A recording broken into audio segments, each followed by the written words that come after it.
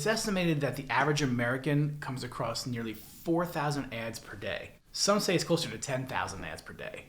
All of these ads are trying to get you to take an action of some type. And a lot of them are making promises that sound too good to be true. The problem is that usually they are. You know what I'm talking about. The offer is to sign up for $99.99 per month, but in the fine print, it says that it's going to cost $399 after the first month of service. And they're coming from businesses that only care about getting that initial conversion. They aren't interested in building trust. They aren't interested in starting a relationship. But the fact is, if you're only looking for quick wins in the form of dollars, you aren't going to be achieving extreme growth.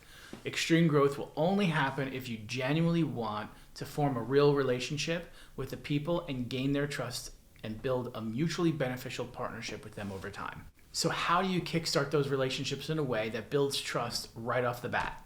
Today we're going to talk about 3 simple steps that will help you kickstart your relationships with new clients in a way that will help you build trust with them right from the beginning. These 3 steps will need to work together, and if done right, I guarantee you'll be on your way to starting some of the best client-customer relationships you've ever experienced. So let's get started by talking about the first step, identifying the right prospects.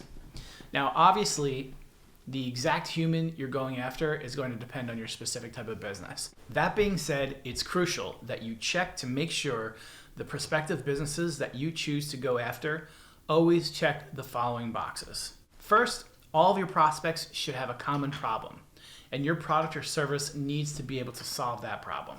Next, make sure that there's growth potential. This means 2 things. Your prospects need to have money, and they need to be interested in growth. If either of these 2 elements are missing, you need to reassess your targets. And then finally, make sure that your prospect pool is big enough. It's okay to be niche and it's okay to be detailed.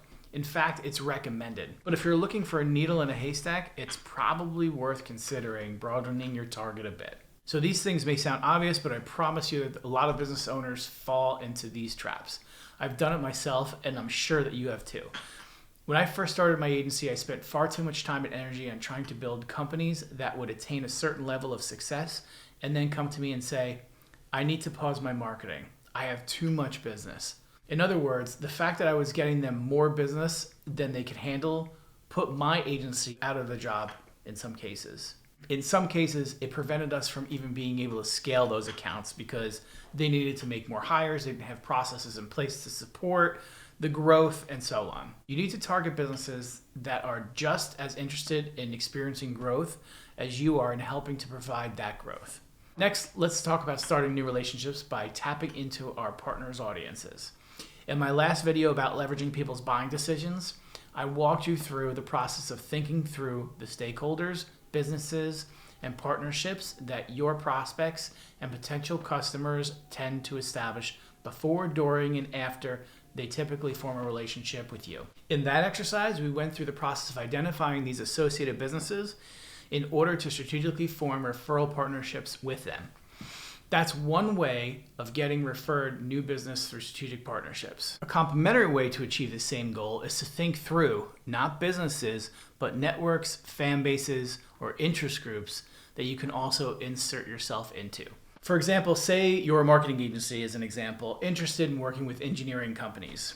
You've done a lot of work for companies like this in the past, but you'd like to increase the number of engineering clients you have because they're typically easy to work with and they end up being more profitable in terms of lifetime value. So how do you get in front of them in an effective way that will allow you to introduce yourself and the opportunity to showcase your expertise? The answer comes down to forming partnerships with the right networks. So let's go back to our example. After a bit of research, you find an incredibly popular podcast on engineering. You listen to the episode. It's entertaining and provides really valuable information to a highly engaged, sizable audience. You reach out to the podcast host with a pitch. You say, hey, I just listened to an episode on your podcast and I really enjoyed it. I own a marketing agency and I have a ton of experience working with clients in the engineering space. One thing that I noticed they all have in common is their concern over how to separate themselves and their brand in a world where competition is getting increasingly out of control. Do you think this is something that your audience might find valuable? If so, I'm happy to come on your podcast and have a discussion about it. Now, let's say that works out. The fact is, you're in a winning situation. You'll be walking in with an engaged, warm audience that already trusts you based on the simple fact that you've made it into their favorite podcast. As long as you're able to bring a ton of value in that episode and provide real solutions to real issues that you've seen in the space, you'll walk away with a significant amount of potential opportunities. So think about those opportunities. It could be a podcast. It could also be a magazine or a Substack. It could be an Instagram or a TikTok influencer in the space that you're looking to infiltrate. Or maybe it's just a matter of making yourself known in a specific LinkedIn or Facebook group. You know your targets best, so it's up to you to find out where they spend their time in terms of digital media, and then find ways to infiltrate those spaces in the most effective way. But that's just part one. Once you've made all those new contacts, you'll need to shift into sales mode. But I'm not talking about sales in the way that you might be thinking.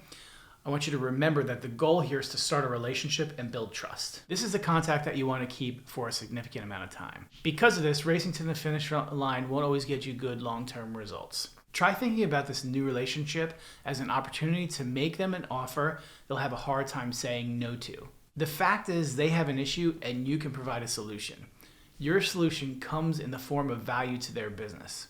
This isn't a pitch. This is the beginning of a mutually beneficial partnership. It's just going to be a matter of coming up with the right offer and the right way of positioning the value that you can and will bring to them and their business. So let me start by giving you a scenario here. Imagine you bring a contractor into your home to remodel your kitchen. At the end of the discussion, the contractor gives you his price and says, "We're so confident in our work that if you're unhappy at the end of this renovation, I'll personally hire and pay for someone to entirely rebuild your kitchen and give you $1,000 cash just for the trouble." How would you respond to that type of an offer?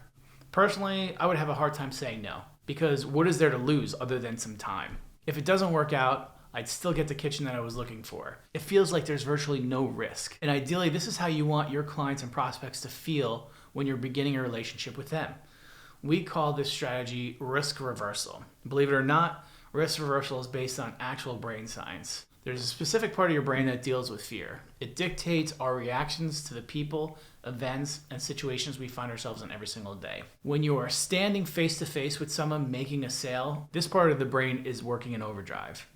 It's assessing you and your offer. If this part of the brain wins, you lose the deal. This is where risk reversal becomes incredibly important. If your offer is successful in reducing all the risk for them, then your fear trigger has nothing to act on, and this means you've got yourself a new client. The contractor story, I've heard many real life stories similar to that example, all which ended up resulting in millions of dollars in new business, and always with a very minimal amount of dollars spent on paying back customers or making a good guarantee. So what do you think would happen if you went out into the world and approached your new potential clients with an offer that sounded too good to be true, but it actually was? An offer that took all the risk off of the client and put it on you and your business. Here's what will happen. You'll build better relationships at a faster rate. Your clients will trust you more than they would have otherwise because you're willing to take on all the risk. You'll spend a little bit of money on making good on your guarantee, but you'll make more in new revenue than you've ever thought possible. So how do you go about coming up with an offer using risk reversal? The good exercise is to assess all the perceived risks that you can think of for your own business. If you were on the other side of the table, what questions might you have? What are the primary risks you'd be concerned with? What promises or guarantees would make you sign on the dotted line?